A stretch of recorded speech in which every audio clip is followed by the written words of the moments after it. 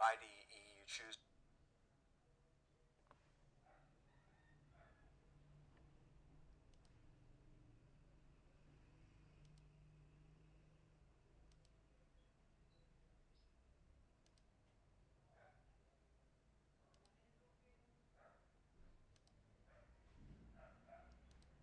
Alright guys, welcome to your second Python tutorial, and in this video we're going to be learning more about those basic math operators, and also I want to teach you guys about something called variables if we have time.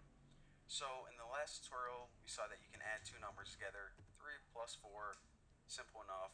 Now you can also use minus to subtract. That's kind of intuitive.